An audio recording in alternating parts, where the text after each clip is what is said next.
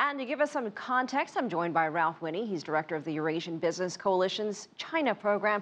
So I want to get your thoughts on some of the numbers we just heard. How would you characterize China's economy right now, given what just happened? Well, the Chinese government is pushing for 6.5% GDP, 11 million new urban jobs, and the focus will be on coal and steel sectors with plans in place to cut steel production capacity.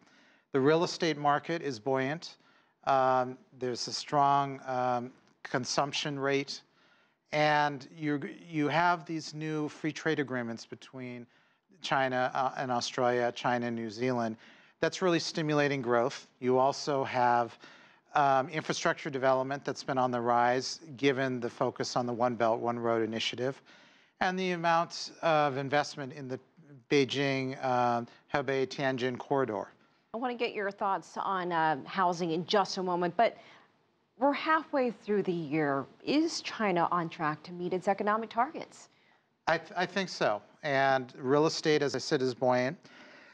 Premier Li has been pushing for supply-side reforms and will push forward with deleveraging in non-financial corporate sector, along with asset securitization and debt-to-equity swaps this year. And given those focus, I think that China is on the path. So real estate has been booming, but it has also become pretty difficult for people to find affordable housing. How do you see that playing out? I mean, do you think we could see a cooling down the road at some point? I think if China was to revalue their currency, it would be a major issue. That real estate prices, there would be a bubble. And so what China has been trying to do is continue to implement city-based policy to reduce real estate inventories in the third and fourth tier cities. And that is going to keep the real estate market in check.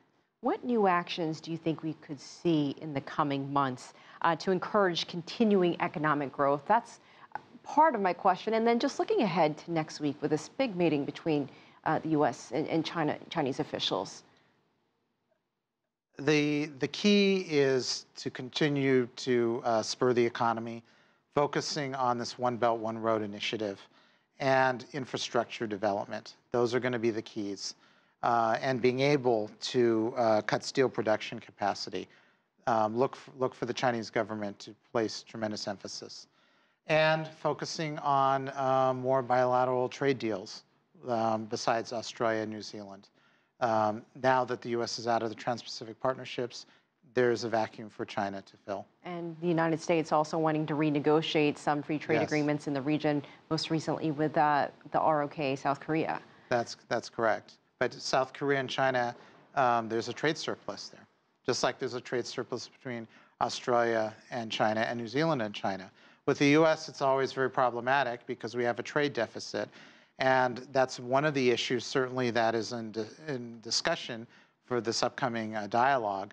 But I think the major issue is going to be focused on North Korea. Trump has made that his mission to enlist China's aid to bring the North Korean government under control and focus on the right kinds of sanctions that is going to bring the North Korean government to the negotiating table and become a more responsible stakeholder and not a pariah in the international community. All right, Ralph Winnie, as always, we appreciate it. Thank you for joining us. Thank you for being here.